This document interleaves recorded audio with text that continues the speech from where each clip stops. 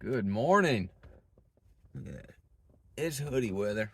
Well, short sleeve hoodie weather. Today is Friday, October 20th. My goodness, it's been a while since I've recorded anything. Time has elapsed. Much has happened. Took a trip to Norway.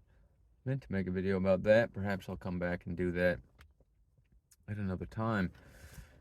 Today, I want to talk about, as briefly as possible, what I call the Armchair Truthers. Okay? Seems to be a growing group of people out there.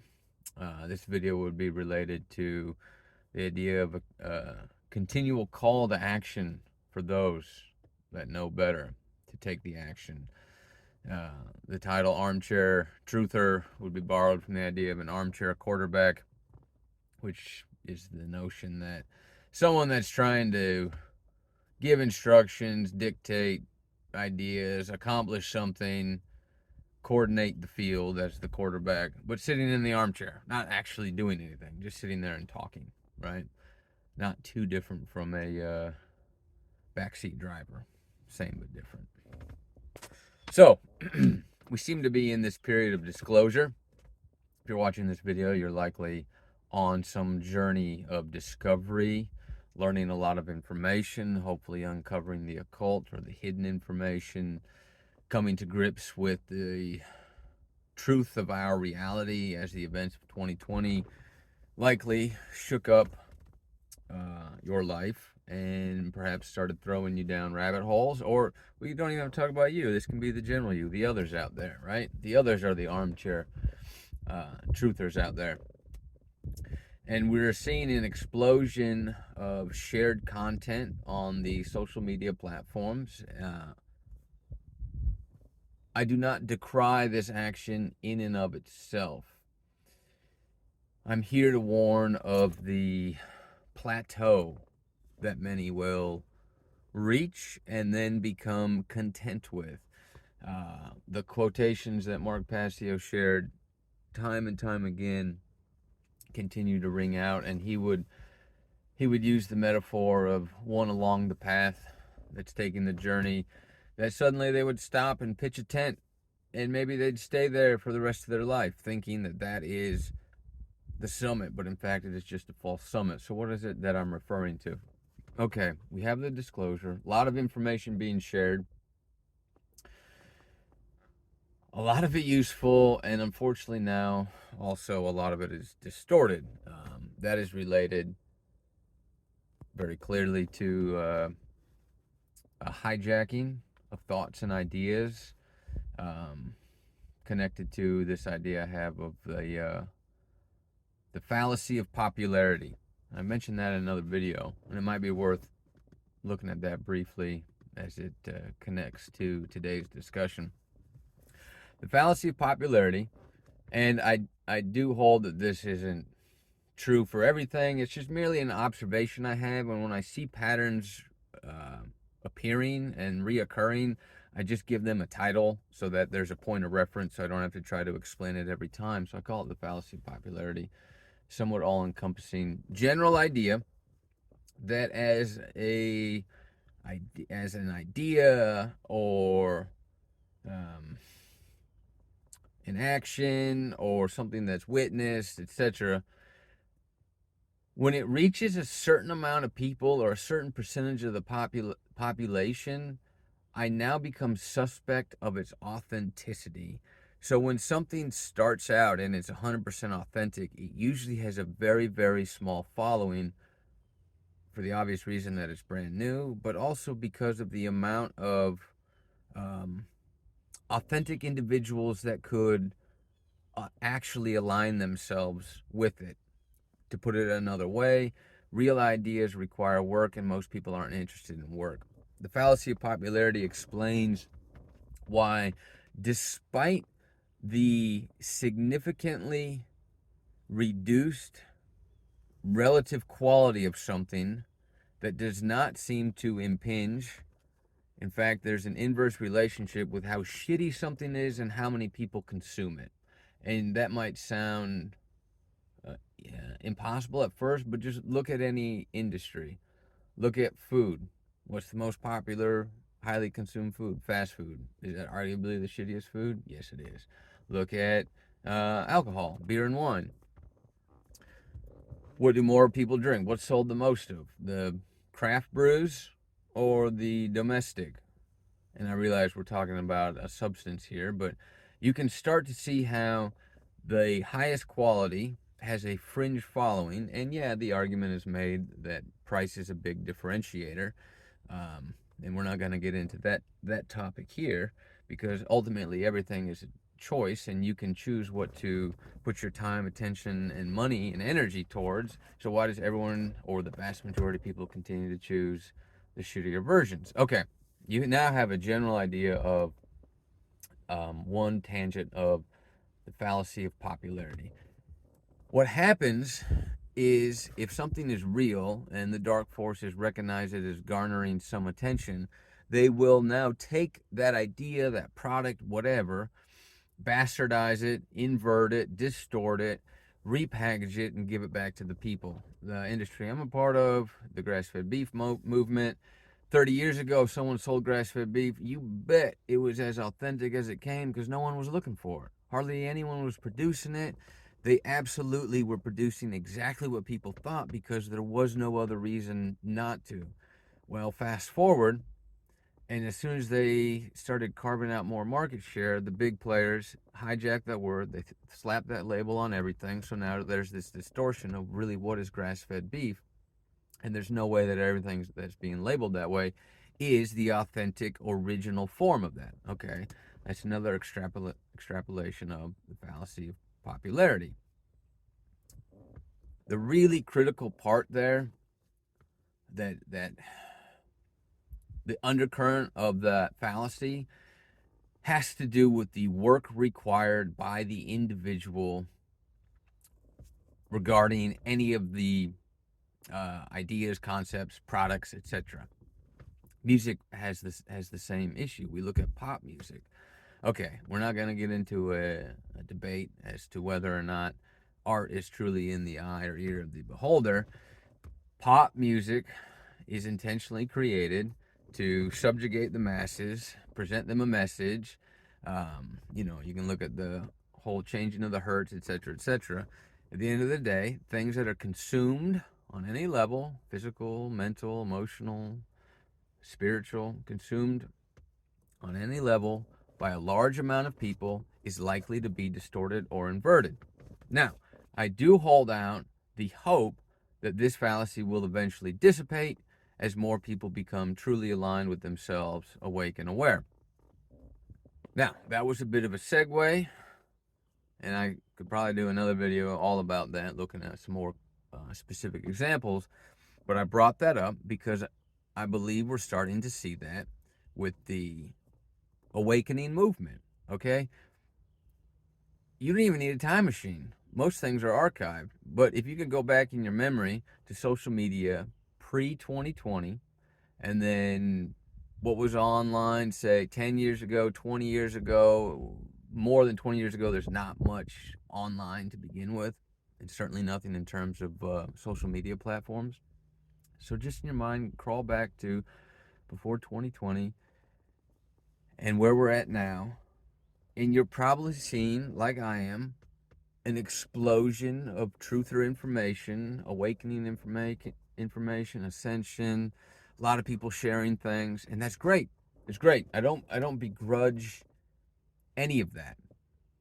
First, I'm beginning to overlay the fallacy of popularity with certain ideas and concepts, because when I started to see things repeated, until I see an actual shift, a physical shift, where people's actions are aligning with this new information, I do have to become somewhat dubious as to the authenticity of some of these ideas. Granted, there is a learning curve for anything, which would suggest that an idea has to come into form, become manifest, be discovered, be remembered, whatever verb you want to use. It then needs to spread. It needs to be digested and understood, and then action needs to take place. With some things that can be minutes, seconds, like learning to tie your shoes. Other things that could actually take days, weeks, months, years. So the fact that we're not seeing distinct physical change yet is not 100% um, proof of the fallacy playing itself out. However, when you start to see some of these old occulted ideas suddenly popping up on all these different pages, and we're not seeing the actual shift yet, you got to put a little asterisk next to it. And that idea I said earlier about personal work is such a linchpin into understanding, as a litmus test, using that as to determine the veracity of the information, and also to determine whether or not, on a personal level, whether or not, damn it, that bug made me lose my concentration. Anyway, there's probably some sentient fly sent in by the Dark Overlords to distract me during this video. Bringing it back to the original title, the Armchair Truthers, because this is a whole digression of the fallacy of popularity, but it does dovetail into this because we're talking about the action people take. So we're in the disclosure, a lot of good information coming out, a lot of information now distorted. However, those of you that are consuming this information, you're having these awakening moments, you're feeling enlightened, you're going through all the emotional states of denial and anger and frustration, right? As you come to learn these things and paradigms shift and melt away. But I think a lot of people are pitching their tent on these false summits, these plateaus, long before the real summit, because first of all, this is an ongoing process that takes lifetime or lifetimes. Secondly, it probably wouldn't happen so fast that it would be completed in a couple years.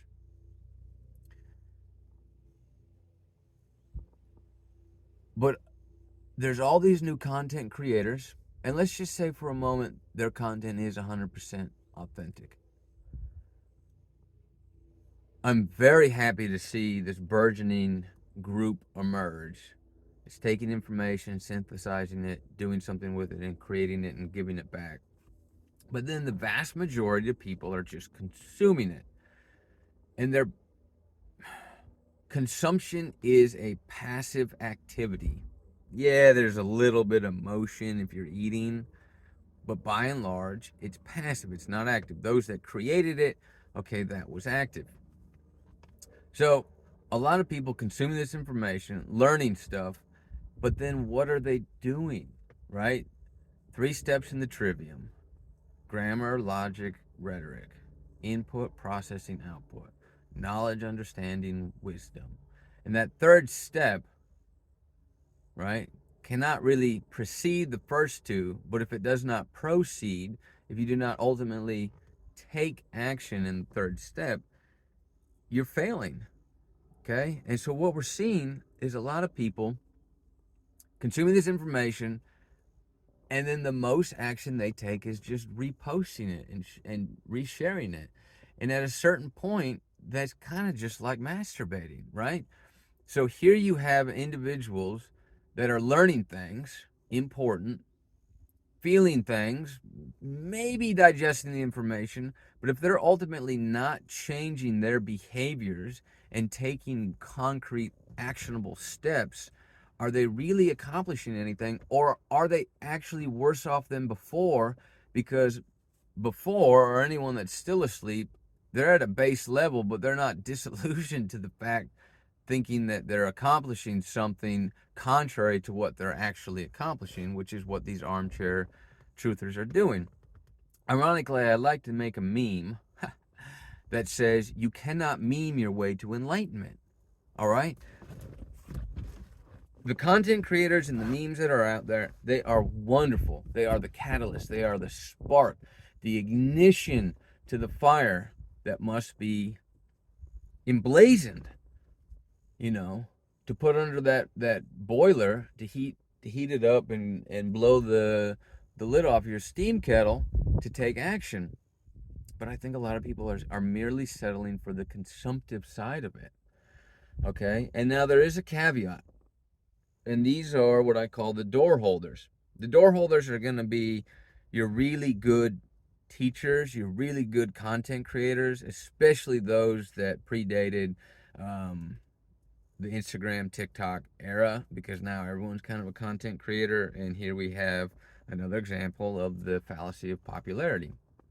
What is the authenticity, the legitimacy, the effectiveness of the messaging in those short little bits that everyone's consuming? Okay, don't need to get on a tangent. For me, the amazing door holders would be Mark Passio, and he was inspired partially by the work of Michael Tsarion. Both these men still alive, still active, still creating content, still sharing monumental ideas. Both of them will mention a man before them, Jordan Maxwell, and they're in a similar category as far as the types of information. I think these men are phenomenal, and they are just a drop in the bucket of other examples. They're just the ones that I have leaned heavily on. These are door holders, but they are engaged in an active practice of also opening other doors for themselves while simultaneously making it their work, their life's work, to open this door of information or de-occulting something and then hold it for other people to walk through by curating content, creating it, and sharing it with other people. That is not to say that their information is the end all, but they're not focused on just one tiny topic, all three of them combined or stand alone. The breadth of their information is monumental, but I also think that there is information beyond that. And where they choose to stop personally is their own decision. And I can't say what I'm studying is more important. I just see it as the continuation of that information, as I'm now more focused in the cosmic sciences, so to speak, which we'll save that for another video. Do you remember, as if we're engaged in conversation now, if you watched Game of Thrones, Hodor, right? The semi dumb, couldn't speak character, big beefy guy. I didn't even watch all those episodes, but I remember when you finally learned what his name meant, because his name was Hodor, or however he would pronounce it, and it was a truncation of when they were trying to escape through something, and he was holding the door. He was a door holder. He let them, in this case, escape, but get through a passageway to safety, or you can reverse that idea of to a higher dimension or more important knowledge. But he's a door holder. That's kind of the guy I think of, performing a monumental task, sacrificing himself to some extent in order to help other people. A round of applause, bows, tip my hat to all those creators that are engaged in that activity and that's action. But for everyone else, which I think is the vast majority of people waking up, they're becoming armchair truthers, armchair researchers, jerking off in their computer chair, metaphorically speaking, as they go back to the same information. Once you answer that call, put down the phone, right? I forget who said that. One of the mushroom guys. But it applies to the information. In other words, once you've discovered, like the pedophiles and the Satanists and all this nasty stuff, unless you feel compelled to take action regarding creating a solution for that problem, you don't have to keep going back and watching more of those videos. Okay? Yeah, you can share them for however long you feel compelled, but you need to progress along your own pathwork, which requires action. And another word for action is work. And that's how I know when something is authentic in information or not, because does it compel you to take action, or is work involved in order to acquire the information or the benefit, right? You can't get to the nut without cracking the husk or the shell more times than not. Work is involved, which is why I say you cannot meme your way to enlightenment. It's only the first step. All right. Could have been a short rant. Ended up being a longer one. I've got more things to talk about. It's good to be back in front of the camera. Armchair researchers. The takeaway. Action must be taken. Be wary of repetitive consumption. Consumption is passive. Once you learn something, move on to the next thing. This is a progression. To sum that up, the quote that Passio said all the time, and I even have it written on a t-shirt, to know and not to do is not to know. Okay? To know, to come to know something, and not to take action is not to know. You're no better off. No better off. You must take action. Do not remain complacent with the information you acquire. Share it with those that are willing or even unwilling to listen. Everyone needs to know this stuff. But do not stop there. If you align with a certain idea, you can become the door holder of that concept. Spend time with that. That's okay. Continue down that rabbit hole. But if you're just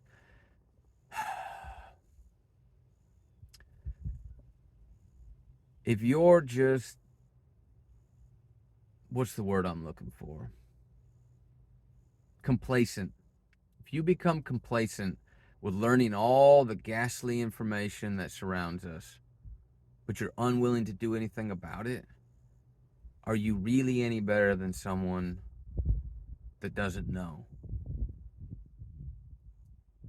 Or are you more at fault for having the information and not taking action? Right? To know and not to do is not to know. And this is what Sethicus refers to as the first veil. Not the lack of action, but all that information, all the corruption, the big this, the big that. Learning all those details is merely the first veil. And the veils after that have to do with the subconscious, the abyss, etc. And they're tied to the work involved, the action one must take. So, I impress it upon you. I'm just one person. Okay? I'm doing my thing. I made that other video, make the most important thing the most important thing. That's what I'm working on. I'm trying to set an example. I'm actually parked here at my property, Trog Farms, where I hope to create, a land of inner discovery for others. Trog Farms, a place to know oneself. Because that is the ultimate journey. That's what we're here to do. Okay? So, post that meme. Tell some people what you know. And then don't be afraid to take that next inward step to do the work for yourself.